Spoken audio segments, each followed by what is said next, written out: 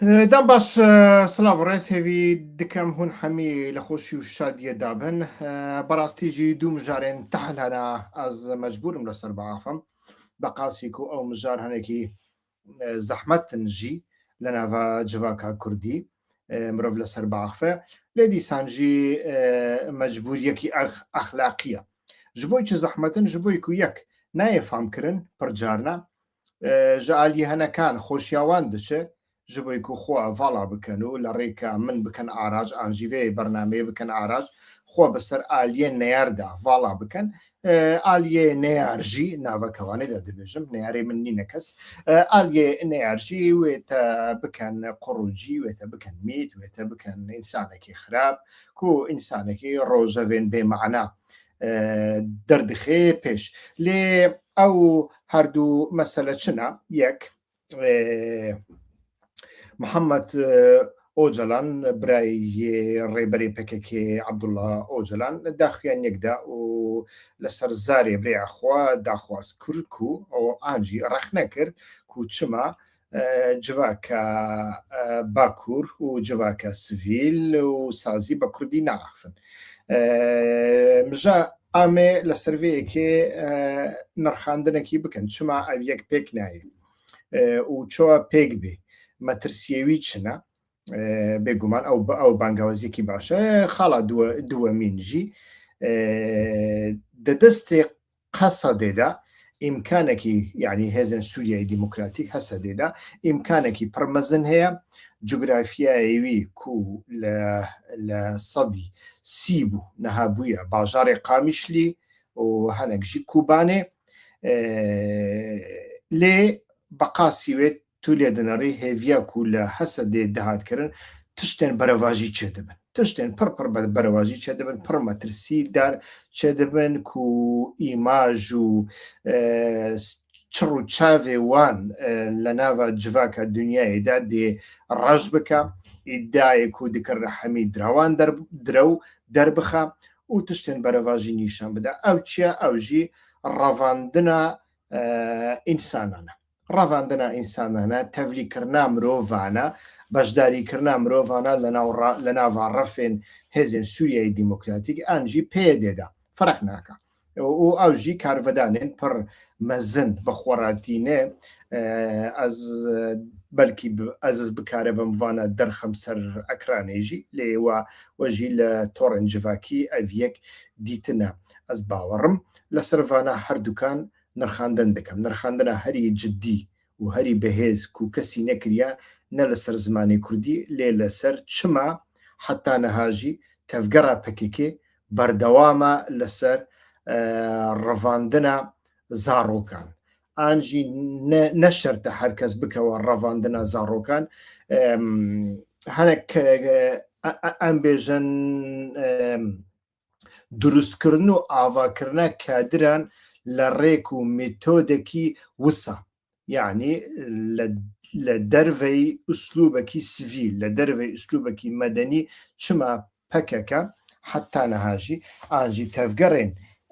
ئۆجلانی حتا نەهاژی مکوڕن لەسەر vê مێتۆدێ و ئەv مێتۆد ئەو چما دکەن چما مەجبورن بکەن دە ئالیەکی لە ئالیەکی دنێژی ئەv مەتۆد زەرەر و زیانێوی چییە و چ کادرێک ژوان دەردەکەوێت ji بۆی و ئەو بە مەبەستە ئاواکردنا کادر دروستکردنا کادرێن حیزبی ڤیکاری دکەن لەسەر ڕێڤانە ئەم هەردووکان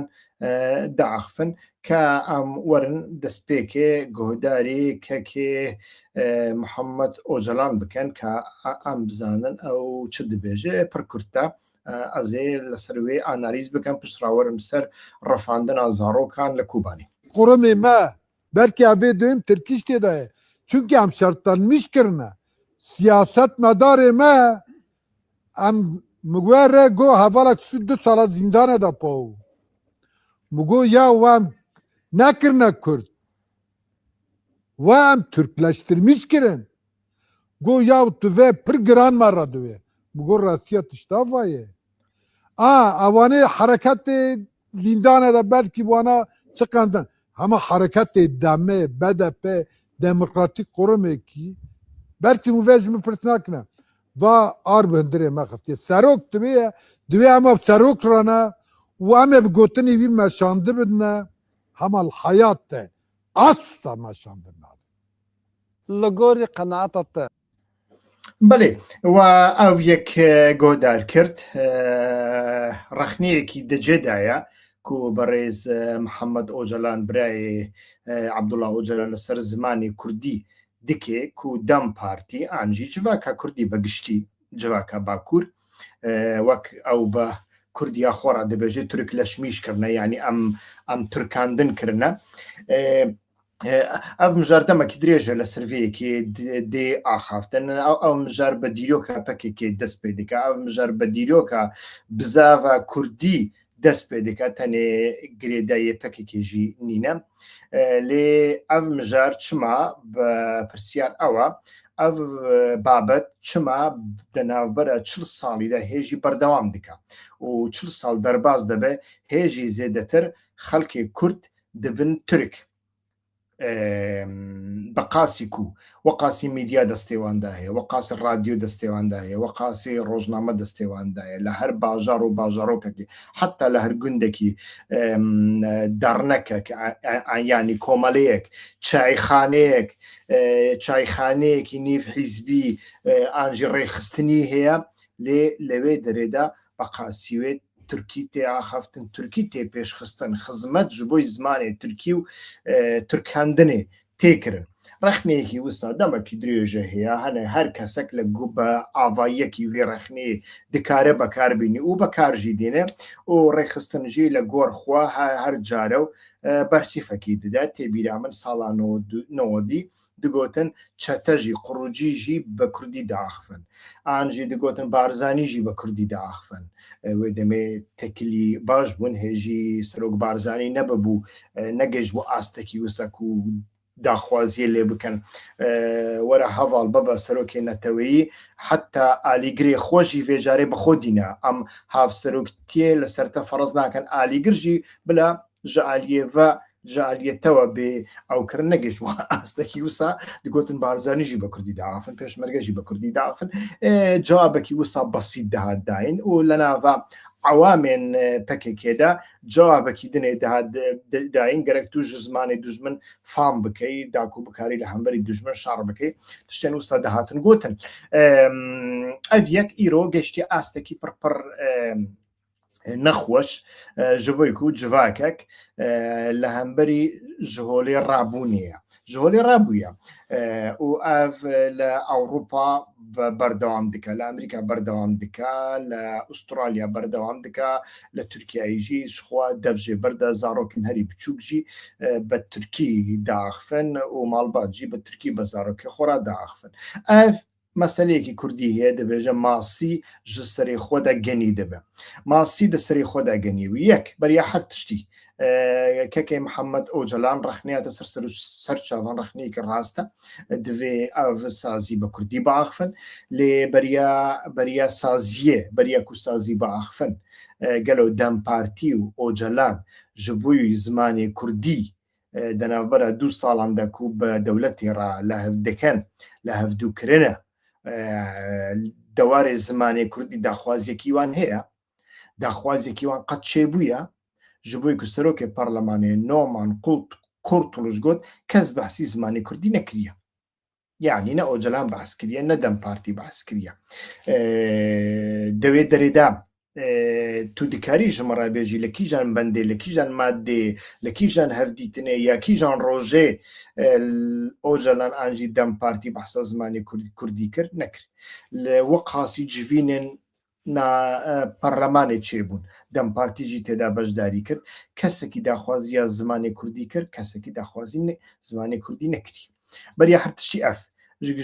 gava ku kesekî hevalên ser Facebook û ser Twitterê li kerema xwe beriya ku em biçin ser mijara revandina zarokan ji aliyê ciwanên şoreşger li Kubanê werin ser kanala YouTubeê li kanala YouTubeê yahî wa xweşna û navê min çi hatiye nivîsandin wisa li ser kanala YouTube navê min binivîsin min bibînin kanalê subscribe abone bikin و مجاري بشوبين جبويكو أو لايف لسر فيسبوك ولسر أوي ناي ناميني ونها دچم سر يوتيوب بخو داويجم شخوا أو فيسبوك جي من آقادار دكا لسر تويتر جي شخوا برنامج ناكم تاني لسر يوتيوب دكام لكرما خوا ورن سر كنال يوتيوب لسر كنال يوتيوب في برنامج بشوبينن ولكرما خوا كسين كو دخوازن لسر فيسبوك كومنت بكن كومنت مكن لسر فيسبوك نا كومنت نا لايك ناخوازم ورن سر كنال يوتيوب لور تش كومنت دكن تشرحنا دكن وتش لايك دكن سر شاغان بلي ام لسر كنال يوتيوب بردوام دكن هفالين هجات بلي وك ما قلت دفي واردة حتى أنا هذا خوازيك جبوي زماني كردي دواري سعيدة نهاتيا داين جواكا سياسي لباكور چند سالن بحثا في كي دكن زماني كردي قد حتى لا أوروبا ايتي بلا من جارنا خالق كوم دكرن دناوا أوتوبيسان دا دچون بردري برلماني أوروباي و سازين دني دقوتن زماني مقده غيا ام دخوازيا زماني خودكن ام زماني كردي دخوازن للناوا أوتوبيسي حتى كو دچون وحتى كو فدقريان ماليجي بتركي دا خفتن افجي دوروتيكي بارادوكسكي بربر مزنا بارادوكسا هري سيمين اوا قالو كاكي محمد أوجلان بلا ريبر أوجلان جي أنجيب سروكاتيا بكيكي بپرسه أنجي دم بارتي بپرسه مادام هون دخوازن زماني كردي باش ببا ريكو ريبازي وچنا چما وقاسي تلفزيون و چاپمني و راديو و درنك و روجنامه و درگي و مرگي و هنا حمو بتركينا چما بكردي نينا وقافاكو چما بكردي تشتكي وهي تاني جه جبوي حماقتا ناسيوناليزم حماقتا هفالتيا كردو زايونيان حماقتا هنري وحماقتا بوبوليزمية ودور دا چما تاني كادرين لاواز هنا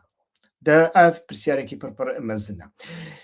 من دوسي برنامه لسر حركتا نتوي يا فلاندرن كو أصبحوا لوردا دجي بزيادة رجع بالصالية تدا دجي من لفيدري دا خوينديا من لسرفيه كي أفكرت برنامج شكرن جواكا فلاندرن لنافا بلجيكا جواكا زورينيا هجماروان هجماري فرانكو فونت يعني كسن كوبا فرنسي داخفن زيادة ترى مليون ونيفا زيادة ترى أو فلامان بري يعني باندورا بكاريغريا شورشا بيشسازي شورشا سرمایه داری شورشا اندستری هاتبون حلاندن و ببون فرنسي زمان بفرنسي دا آخفتن چینن جور چینن آوراز حتى چینن جيرجي اكولا باجيران دجيان حمو خو مجبور ديدين بفرنسي بعافن كي بفرنسي آخفته با او پیش کتیبو او روشنبیر بو مینا کردن ترکیه سال 1960 حركة جنجان شدبه ل هجاوك وحركة جنجان شدبه حركة هنرمندان جدا نبدأ شدبه وحركة چین ناورازجی تفلیوی حركة دبه لوی دريدا يك بريار تداين او بريار جي اوا هر كسكي دبيجن كسيكو جزماني ما حزناكن بزماني ما ناخفن او نجمنا يعني هر فلامانك ويدمي بفرنسي باخفي با جعاليه في جواكي دهات قوتاندن دهات بلوك كرن دهات اهمال كرن از بيجم وبوي رنگي لناوا جواكي دا كس نما كوبا فرنسي باخفه هر كس مجبور ما بزماني هولندي باخفه هيجي خويندن و نويساندن و مكتب و تش تك بزماني هولندي نينا تو ياساجي نينا تاني لجاديدا و شاعر و نويسكار برياردان تجاران شعري خو جنها و شونفا يعني سال 1963 64 65 شونفا برياردان تجاران شعري خو هنري خو موسيقى خو ستراني خو بزمانكي دني نكن جغيني زماني هولندي او نقوتن گەنجێمە ژمە فام ناکەن گەنجێمە ژمە ئاڵەمیش ناکەن تشتێکی وسا نەگوتن و ڕابوون بە زمانێ خوا تشتێکی وسا دینان و حتا فەڕەنسی زمان مەجبورمان ji بۆی ku ji wan fam bikin siyasetmedarê Fransî ziman mecbûrman fêrî Holandî bibin niha jî li perlemanê tu kes bi zimanê dinê neaxife her kes bi zimanê xwe diaxife û aliyê beramber bê ku mikrofon û çi dibêjim gogir sema'a qulaqlik bikarbînin ji hevdû fam dikin û her kes jî bi zimanê xwe diaxife niha mirov bipirse kadrên herî bilind welatparêzên derece yek û elîta dem partî elîta siyaseta sivîl heta elîta dinê heta ew ê kenekewmenekê gelo vana di nava malbatê xwe de bi Kurdî diaxivin an jî bi Kurdî bi Tirkî diaxivin gelo ew zêdetir televizyonê Tirkî li malê xwe vedikin rojnameyê Tirkî dixwînin an jî yên Kurdî heram heger ku Tirkî nebe Kurdî be heram dibêjim ji bo ku ez hestiyê wan nas dikim li metfexê wan jî li metfexa kenekê jî hemû maddên hene ji birinc û şekir û ya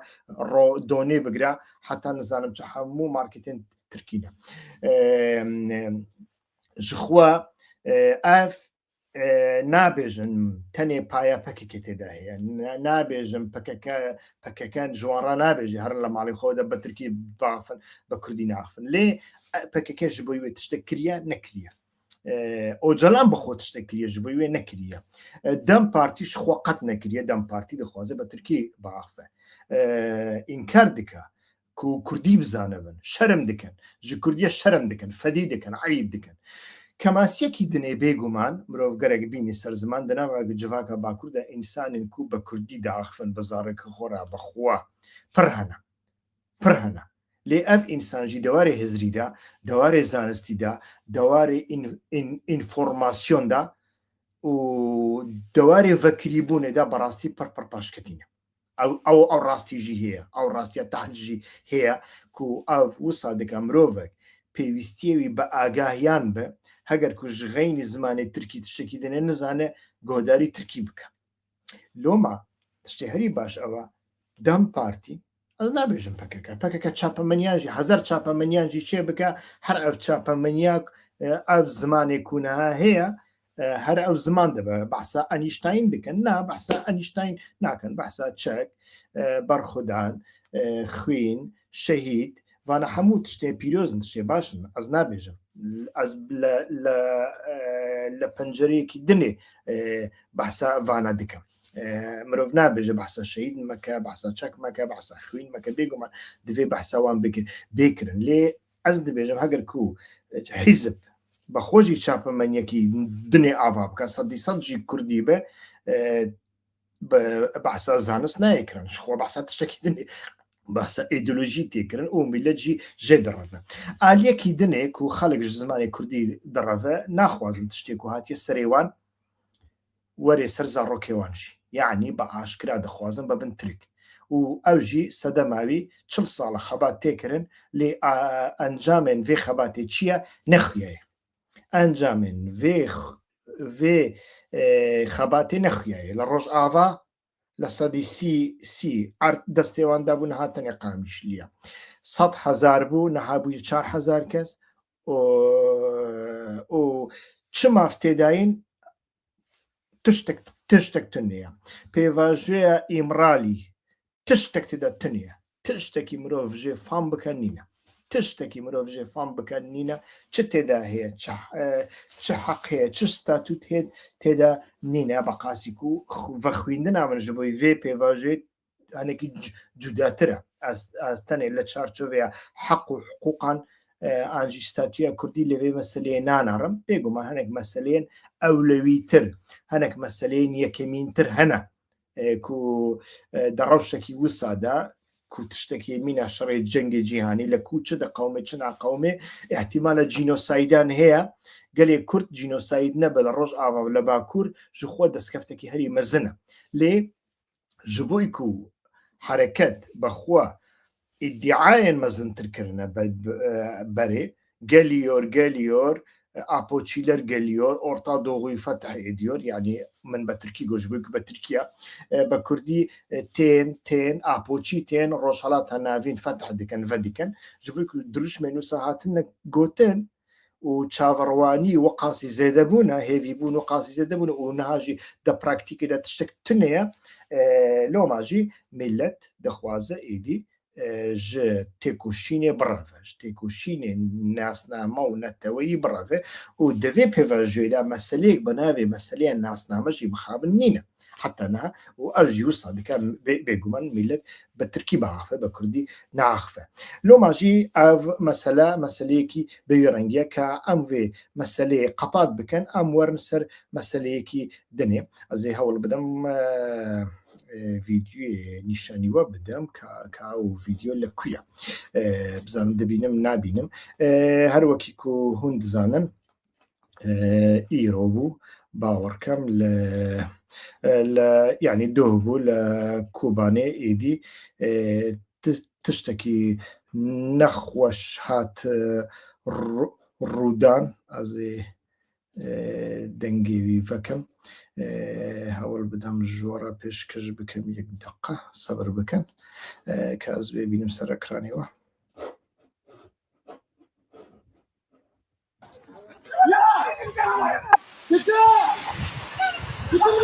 با نوبند اول جن جوانی شورشگارن و بدر با نوبند اول جن صدو قزق برنا جل عسكر ليه كرنا وطنا بيولا بقزق عوصبنا قزق نودن وزوت بنزين سقال رو كرن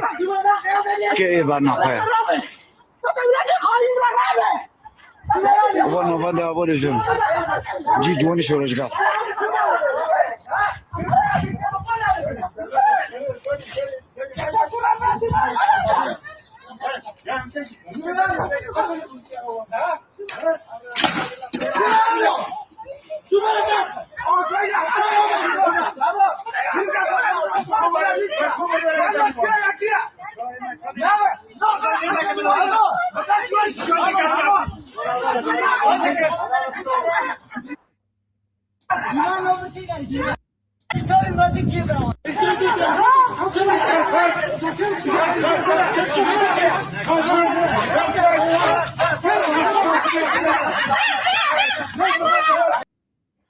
بله اف همی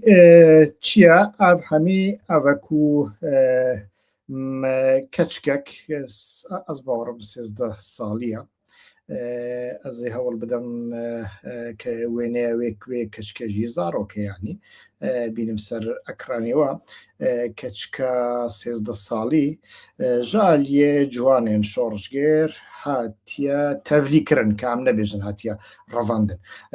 لی هوالین هجا با آوا یکی زانستی مروف باخفه کسک و تمنیوی جهجده سالی کم تربه اف هاتیا رواندن مروف نکاره بیجه اف هاتیا تفلیکرن یعنی به هاتیا بجداری پیکرن مروف نکاره ببیجه اف هاتیا رواندن او کشک جبوی کو تمنیوی عمریوی 13 ساله کسکی کو 13 سال هم بزور به بشوداین هم بخوشی به بشوداین یعنی هم زواجیوی بخوشی به انجی بزوره به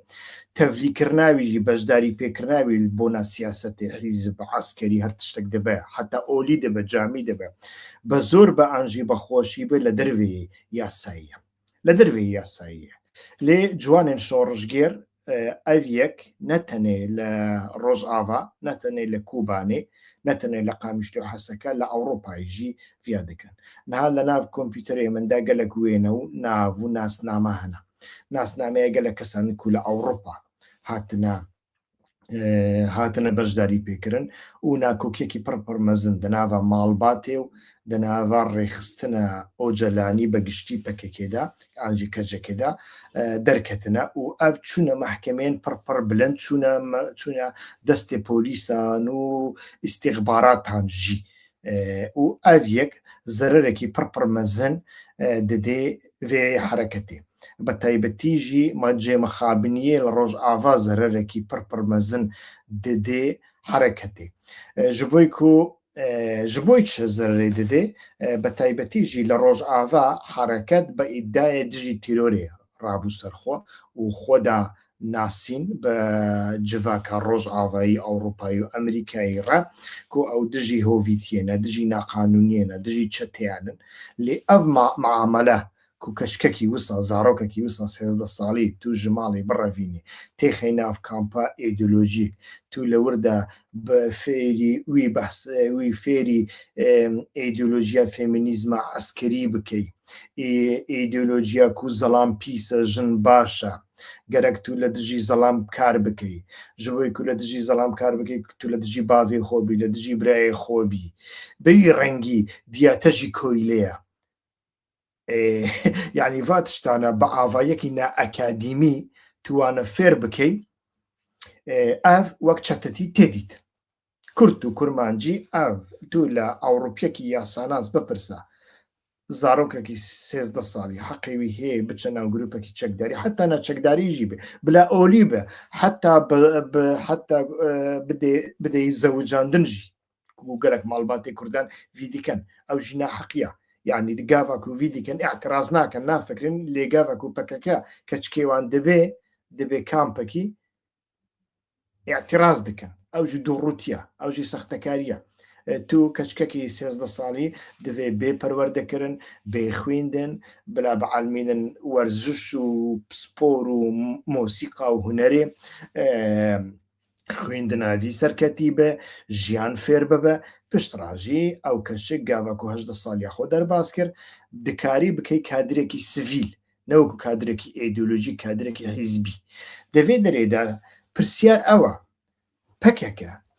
PKK'ya helweşayî keceke an jî heta hêzên Sûriyayê Demokratîk pê de çima li ser vêyekê îsrar dike pirsyara herî sereke ew e ku xelek cewab nade an jî li mîdyayan de behs nayê kirin tenê dibêjin tiştekî paşketiye tişteke gerek nebe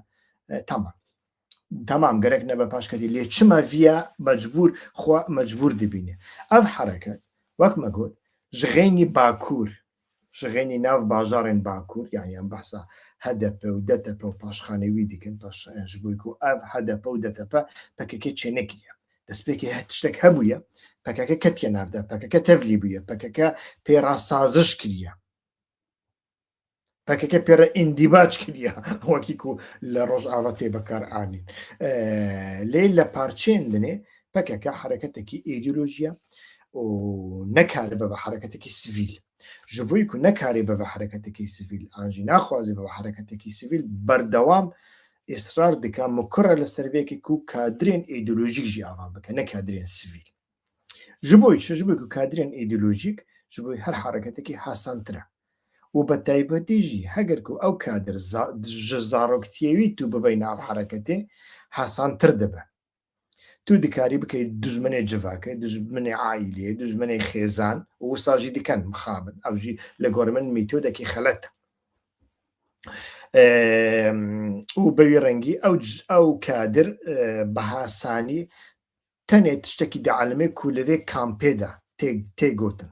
nav lê dikin akadîmiya gelek cihna akadîmiya jî rezîl dikin an jî felsefeya rêber apo felsefeya rêber apo jî rezîl dikin ev yek zerer û ziyanê wî gelekî zêde ye zererê herî mezin yani beriya ku behsa derve bikin gelo tu hêvî dikey ji wê keçikê neha kadrekî baş kadrekî pispor kadrekî vekirî kadrekî têgiştî ava bibe ne ji bo ku ew keçik bi ihtimala mezin belê kag Cemal jinê Hezretî Muhammed jî 9 salî bû em wî jî rexne dikin ez dibêjim ew keçik heger ku tu niha bibe camiyê jî bikê melajin dîsa her xelet e heger tu bi zor bidey şû jî yani zewacê pê bikey dîsa xelet e heger tu wî bikê melayket jî dîsa xelet e heger ku tu wî bikê keçikê Xwedê jî xelet e ji bo ku 13 salî ye ev nizanê baş çi ew xirab çi ew jiyana xwe baş nizanî psikolojiya ew çi qasî decê de ye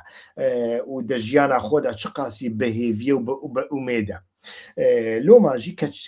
kesekî wisa ku tu dibê kamp dikey kadrekî baş ji wî dernakevî kadrekî îdeolojîk حشك و دواري دروني و دواري نفسي و سايكولوجيك دا هناك برزغريكي هنا دردك هولي اف كادر ندكاري خدمتي جفاكي بك ندكاري خدمتي بارتي جيبك ازوي دخوازم ببيش لي حركت حتى نهاجي نكاري بابا حركتك السيفي بقاسيكو او جلان بيفاجيك دس بيكري لغوري بيفاجي او جلان به هاجر بكاكا لصدي يك باوري بيفاجي هبه دفي بەشداری کرنا تەڤلی کرنا ئینسانان بۆ ناو حرەکەتێ لەسەر بنگەهێکی ئیدۆلۆژیک نەبێ میناوی کەچکێ لەسەر بنگەهێکی سڤیل بە یعنی بێلە بلا ئینسان بە 18 ساڵی دەرباز بکە حتا 25 ساڵی برا دەرباز بکە بلا زانینگە بخوێنێ بلا زەواجی بکە ئەو نەپرزگرێکە بلا پارێکیوی هەبێ ئۆکۆنۆمیەکیوی هەبێ حتاکو سەر بەخۆ بە لەسەر لینگە خۆ بسکنێ بەوی ڕەنگی بلا ئەو ئەدڤۆکات یاخۆ دکتۆر یاخۆ بژی بکێ و دە هەمان دەمێدا کادروی تەژیبە چما نابە یانی لێ حرەکەت یەک کادرێن حرەکەتی ئەو جوانن شۆڕژگەرن و ئێدنێژی ینی ئێک و نەجوانژی ئێک و اختیارنجی ئیمکانێوان قووەتێکی وانی فکری نینە و مرۆڤن سڤیل بەکارن ڕێک بخەن ji bo ku xebatekî sivîl paradîgmeyekî sivîl pêra pêwîst e amancekî sivîl pêra pêwîst e ne amancekî askerî ne amancekî îdeolojîk heta ne amancekî tenê netewî jî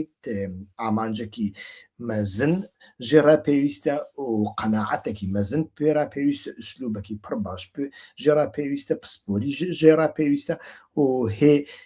bênfireyî pêra pêwîst e ev di nava kadrên pekekê de nîne bi taybetî jî di nava ciwanên şoreşger de qet nîne loma jî bê rengî diçin ew keçikên ew mîtod îsrar dikin li ser vê metodê niha rêxistina Avrupayê rûberûyê gelek pirzgirêkên yasayî qanûnî bûye ez gelek kadran nas dikim nekarim biçin Almanyayê çima bûçî ما te çi kiriye tu ne terorîstî ne silah destê te de heye û ne îddiayê partiya te û serokete îddiyayekî weqasî mezin mîna Daişê dewletekî îslamî ava bikey an jî mîna Îranê bombê nuklerî çê bikey îddiyayekî te wisa jî nîne îddiyayê te dunyayê xira bikey jî nîne îddiyayê te dewlet û awtonomî û tiştê wisa jî nîne çima tu nekarî biçî Almanyayê ji bo van kiryaran e ji bo ku hereket nekare be hereketekî sivîl baş hereket nebe sivîl çi dibe hereket dibe hereketekî îdeolojîk kadrê wî îdeolojîk dibin ev kadro dikare ji bo vê hereketê çi bike nekare tiştekî bike li Bakur tiştekî dinê heye li Bakur berê hereketek hebûye Çînê naverast Çînê navîn Ahmed Türk û Sirî Saq û Mehdî Zana û wane berê di nava partiyên dinê de karên siyasî dest pê kirin lê kêm zêde nasnameya Kurdî derdixistin pêş û dawiyê ev mezin bû PKK mecbûr ma an jî ger diviya bû wek Hîzbî Demokratîk Kurdistanê Îranê wek komela an jî wek partiyên dinê vana wek Caş û Qurucî bi hezbîne an jî mecbûr bû wana qebûl bike o cilankarekî pir baeqilane kir ev qebûl kirin û tevlî wan bû PKK tevlî wan bû lê PKK xwast berdewam heta niha jî gutar û rîtorîka çiyê şoreşgerî li ser wan ferz bike şerên di navbera Selahedîn Demirtaş û PKK li ser vê bû ji bo ku Demirtaş rûyayekî wî cudatir hebû rûyayekî wî sivîl hebû mixabin bi qasî ku AKP lê xist PKK jî lê xist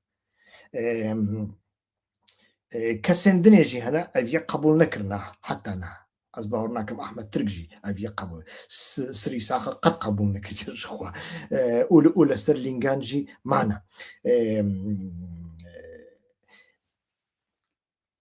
lê li Bakur rewşekî bi wî rengî heye û herdû jî pêwîstiya wan bi hevdû ye zêdetir PKK pêwîstiyayî bi vê hereketê lê li Rojava li Başûr li Rojhilat hereketa PKK berdewam hereketekî şoreşgerî gundî ye û hereketê şoreşgerî îdeolojîk ya gundî bi vê rengî berdewam dike û li Ewropayê jî bi taybetî herî zirgundî ji xwe li Ewropayê loma jî tu lê dinêrî ne deverê zimanê Kurdî de و نەدەواری میتۆدێن بەشداری پێکردن و مەزنکردنا خەباتێ بە ئاڤایەکی سڤیل و مەدەنی و شارستانی و پێشکەتی قەت چنابە و ئەف زەرەرێکی پڕپڕ مەزن دەدێ جڤاکێ ناژە جڤاکە ئەوڕۆپی بپرسە هون قبول دکەن کەچکێن کورد حتا بلا عمرێوان 18 ساڵی بەژێ بچنە ناوە حرەکەتێکی کوهێژی پۆتانسیەلێ چەک دەستێویدا هەیە حتا نەهاژی احتیمالە درۆن دەستێویدا هەبن حتا نەهاژی سبێ شەڕێ کی دکە بە وەکالەتا کی ئەو ژی نەخویایە ئانژی بەبێ وەکالەت بلا شەڕێکی شەڕش گەڕی بە شەڕێکی حەق بە ئەو ژی نەخویایە لە گۆڕوان دەبێژم قبول دکە قبول ناکە ئینسانێکی ئەوڕۆپی دەبێژە نا ئەو کەس سوود سۆسیالی من وەردەگرێ سوود یاسایی من وەردەگرێ سوود ئینشورانس یعنی تەمینێ من وەردەگرێ یعنی ئەف ژەعالیە من تێپاراستن بە هەر ئاوایەکی ji بۆی نەخۆشیە لە هەمبەری حادیسەیەکی لە هەمبەری بویەرێکی تێپاراستن دە هەروارێکیدا و حتا دەواری ئابووری تێپاراستن پاراستنێ نوێی هاتنە قانونی گرن ئەمووی دەدەن خوێندن بلا ئەو دەمە پێش ژمەڕە کار بکە ئێنەها هەڤاڵ vêyekê قبول ناکە هەڤاڵ چ دەبێژە ئەم ناخوازن تەسلیمی لیبرالیزمێ ببن ئەم ناخوازن تەسلیمی کەپیتالیزمێ ببن ئەم چ دکەن ئەم هەڤاڵ ژە زانینگەیە ژە خوێندنێ قوت دکەن پرسگرێکان دەناو بەراوی و جڤاکی و ماڵباتێ چێ دکەن و ئەم سایکۆلۆژیاوی خرا دکەن ئەم بەوی ڕەنگی دکەنە قادرۆ ئەم وی بەوی ڕەنگی دکەن قادر ئەف قادر کێری تەنایی یەک جڤاکە وی جغرافیایی شتە قبول ناکە دوو ڕێکە هەری ئاسان نەئەوە تو لە شووناک و وی تەڤلی بکەی خوا هەنێکی بگۆڕینێ مێژیە خۆ هەنێکی عملیات بکەی و فۆرماتیکا بکەی و لە شووناوی ئینسانێکی نو بلا خەباتێ کێم بکە بلا زاڕۆکێویژی هەبە بلا لە فابریکەیەکی ئانژی لە دائیریەکی هەنە کارژی بکە بلا هەفتەی ڕۆژێکی شتڕا کار بکە وێ قبول بکە و هێدی ئەو دکارە زێدتر شتڕا خزمەتێ بکە نەها لە ڕۆژ ئاواتۆ لێنەڕی سەباوی کەچکێک و فۆتۆڕافەوی دەبێنن ئێدی هەموو میدیایە عەرەبە نەها هەنێکی خۆ بە هێزن سووریای دیموکراتیک دکەن پێکەنۆکان بە پێدە دکەن و پێکەنۆکان بە ئۆجەلان و ڕێبازە ئۆجەلان دکەن وانە هیچی پوچ دکەن کیژان باشترە هون بەخوا لە سەرڤەیەکێ بڕیار بدەن واز مەرەق دکەم کە هون لە سەرڤەیەکە چت بێژن بەڕاستی نێریناوە چییە بنویسن نێرینەتە چی ینی ڕەخنێتە نێرینێتە چنە ئەس دەخوازم وێژی ئەو بکەم کە ئەس لێ بنەڕم پرسیارێک هەیە یان نا هەواڵین و پرسیارکە بەرپرسیاریە vê نەتیجێ دوو دەردۆرن یەک دەوڵەتە تورکیایە یەک ژی پەکەکیە پەکەکە کوردێ ڕۆژئاوا کوردێ ڕۆژهەڵات و کوردێ باشوور کرن ترک پەکەکە دەناو ڕێخستنێدا زمانێ ترکی وەکە لینگوا فرانسا بکارتینە ڕاستە پەکەکەداژی ئەف کەماسی هەیە بێگومان یعنی من بەخۆ بیستە ئەس نەها تورکی دەزانم و شەرمژی ناکەم تورکی دەزانم عیب ژینە تورکی دەزانم لێ ئەس بە کوردێکرا قەت بە تورکی ناخفم بە کوردێکرا تو من نابینێ بە تورکی باخفم بە تورکیکرا داخفم و زمانی تورکیشی حەز دکەم ji kultura Kurdî jî hez dikim kultura Tirkî jî hez dikim ji mosîqeya wan jî hez dikim heta gelek carna pertûkê wan jî dixwînim lê kadroyê PKK min dîtiye min rex nekiriye gava ku hatiye rexneya wî li ser vêyekê nebûye min çima ev xwînd min çima ev nexwînd ez çima devî warî de paş ketîme devî warî de paş neketîme rexneya wî yekemîn li ser min ev bûye te çima Tirkiye xwe pêş nexistiye mesela ئەو منتیقێکی پڕ سەقەدا ئەو هەڤڵ نەهاژی مایە و هەڤاڵ بە خۆشی ji herêmekiye ku herî dawiye Tirkiye kariye bike Tirk xelkê hekariye û Kurdiyekî pir xweş e Kurdiya hekarî ez pir jê hez dikim Kurdiya Colemêrg û hekarî ez pir jê hez dikim wisa ji min re gotiye bêguman ew di nava PKK de jî heye di nava Dem Partiyê de jî heye di nava Çînê navaraz da bi giştî jî heye di nava gundiyan de jî niha bûye modelek û bûye pêşketiye li ser ji bo vê yekê çend rêk hene wek min got rêka şorşa Flandrin ez pêşniyar dikim hereketa PKK hereketa Dem Partî Silahedîn Demirtaş Duran Kalkan Cemîl Bayek herkes êdî çapemeniyên ew medya kebere û firat nizanim çiye û çiye wane bigirin xelas demekî bigire 2 salan vane bigire ev medya û dukanên medyayî û dukanên siyasî û ew kanalên YouTubeê ew kadrên niha bêşol û bêkar jî niha pere peyda dikin ji bo ku ditirsên sibê tiştek çê bibe dahetekî wan hebe temam heqê wan e bila herkes dahetekî wî hebe ez wî nabêjim lê bi Kurdî bike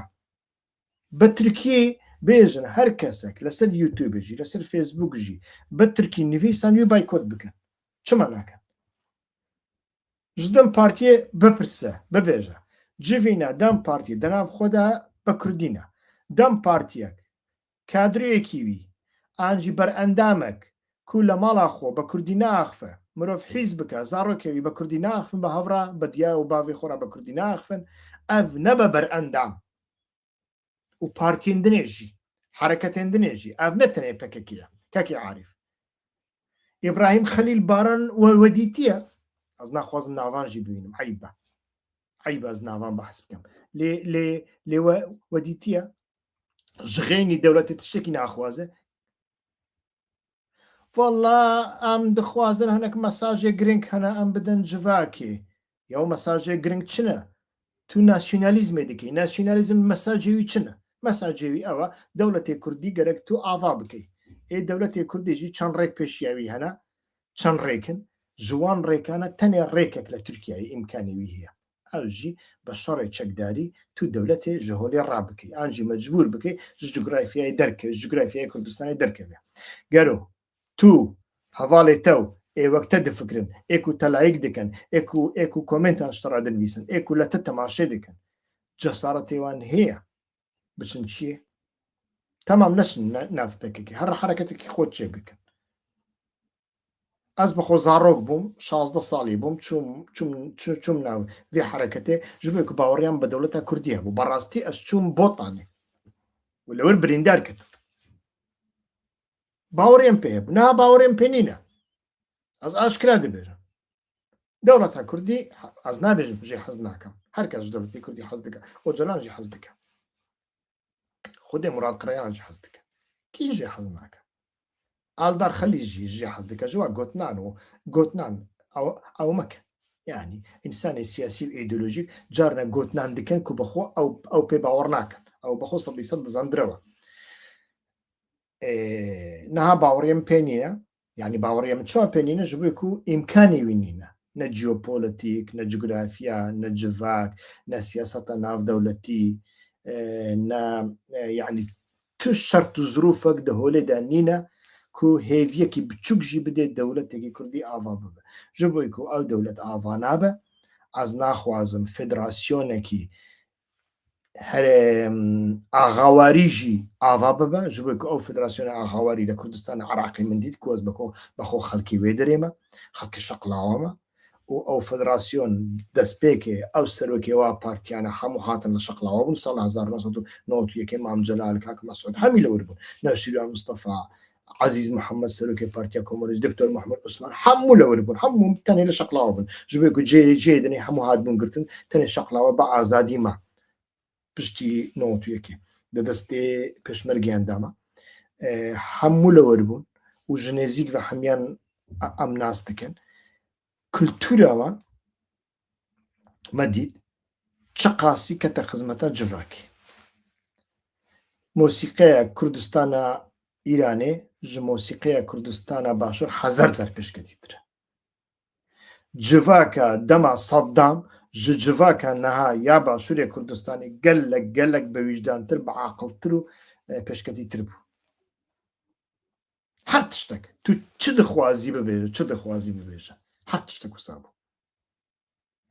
Loma jî federasyonekî bi wî rengî jî ez naxwazim.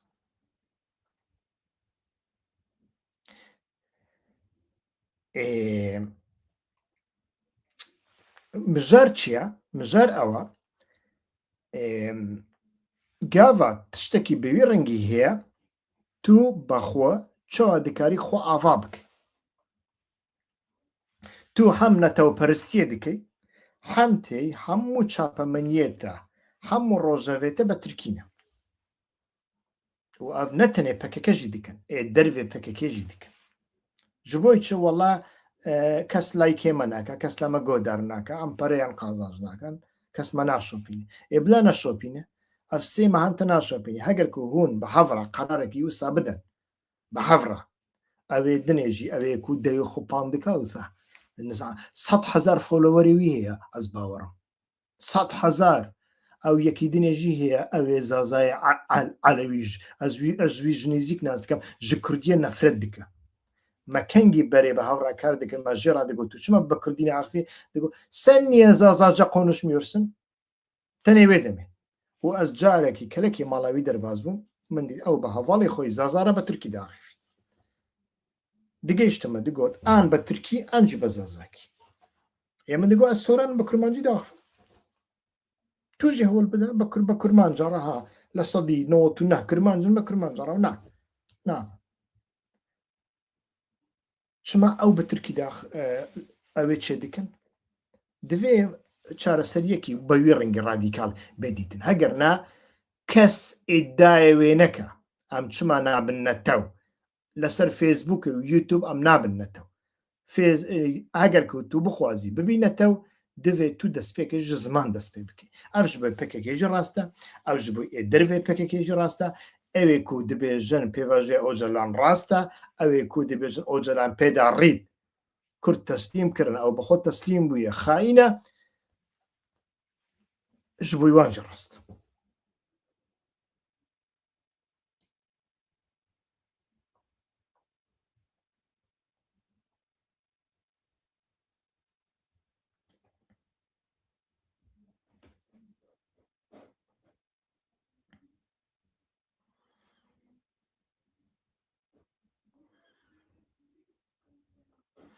Belê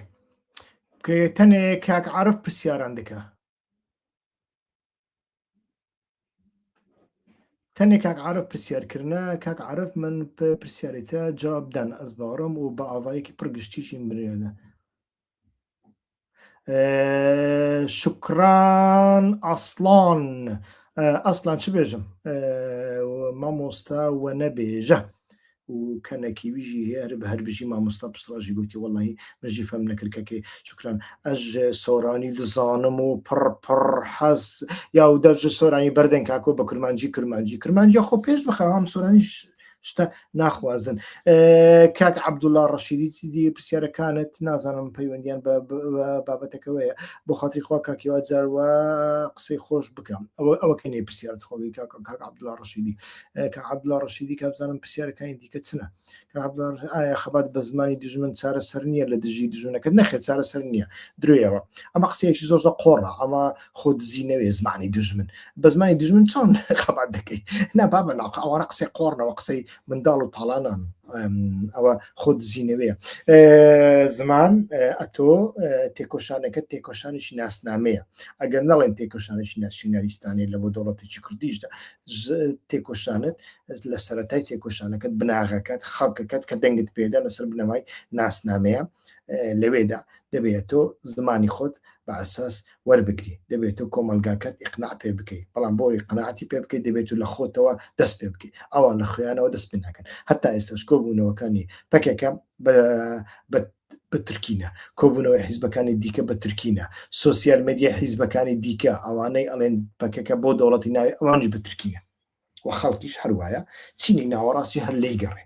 ئەوانەی دەم پارتی یەک هێچیان لە ماڵەوە بە کوردی قسە ناکەن یاک و شەش زۆریش قسە بکەن وەکو محەممەد ئەو زەران لە ڤیددیۆکەیدا لە درێژەیدا باز دەکە هەموو پیشان نەدان لە بەرکات ئەڵێتن چاوا من باشن ئەمژی باشن خودێشتا ڕازی بۆ خەڵک دوایی دەبێتە تورکی یعنی ئەوەکەی دەگۆڕن فرێکانسەکەی دەگۆڕن.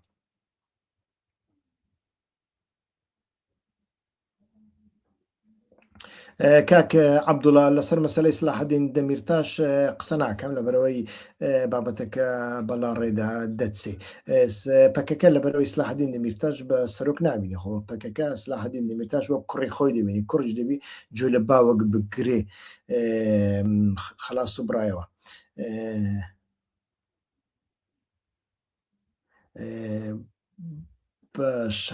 باشە هەواڵن هێژا من درێژ کرد ئەو 5 دقە بوو نیەتان من نەبوو ئەزوو قاسی درێژ بکەم حتا بەرنامەیەکی دەن سلااو و ڕێز لە کرەما خۆ هەوڵ بدەن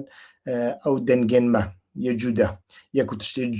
جودا دەبێژە ji بۆی دژمنانژی جودایە ji بۆی دۆستانژی جودایە لێ ئەس باوەڕم هەر کەسی مەجبور دکە چ دۆست و چ دوژمن و بفکرێ ئەس کەسی بە دوژمن نبینم و دۆستژی لەجە من تشتێکی دنیە لێ تشتێک و ئەس دەبێژم لەوێ درێ ئەس باوەڕم مرۆڤان ڕۆبڕوی فکراندنێ دکات تشتێ جودا دەبێژم هێویدارم ئەو بگێ شووناخۆ ji بۆی و بگێ شووناخۆ لە کەرەماخۆ هەوڵ بدەن کەناڵامەش دۆست و هەواڵی خۆرە بشینە یعنی هەگەر هون هەر کەسێک ژالە خۆ ji 10 دۆستان ڕابشینێ ئەف کەناڵێمە باش دەبە بە تایبەتیژی تەماشەوانێمەی زاراوەیە کورمانجی کێمن بەگشتی زاراوەیە کورمانجی کێمە ji بۆی و وەکمە گوت کەسێن کو داخفن دنویسن ئەوێن جوگرافیایە ڕۆژئاوا و باکوور ئان بە تورکیا ئەنجی بە عەرەبیە ئەو لە ڕۆژئاواژی هەیە تشتێک و لە ڕۆژئاوا فەرقی خۆ هەیە ڕۆژئاوا هەگەر و بە کوردیەکی خراپ بەژی لە ماڵی خۆدا بە کوردی داخفن ڕاستە نەکارن بە کوردی بنویسن لێ بە کوردی داخفن لە باکوور ئەڤژی نینە شخۆن لە باکوور هەم نەتەوپەرستی چویە وارێ فاشیزمێ بوویە نەتەوپەرستی مۆسۆڵۆنی و هیتلەر ئاژی داخوازیەکی وسا هەیە ژغێنی نەتەنیاهوێ شەڕەفسز هەواڵێکی خۆرە نبینی بەرچافکەون وە قاسی تەنگ بووە و لە ئالیەکی دنێژی ji بۆی زمانی کوردی کولتوری کوردی تشتێکی بکێ نینە هەردوو هالیشی حتا بەر لۆماژی تێخواستن کە هون فێ کەناڵێ بەڕاستی پشگیری بکەن پشگیری هەری مەزنجی ئەوەک و فێ کەناڵێ بە دۆست و هەواڵی خۆرە بدەن ناساندن ڕێز و سڵاو.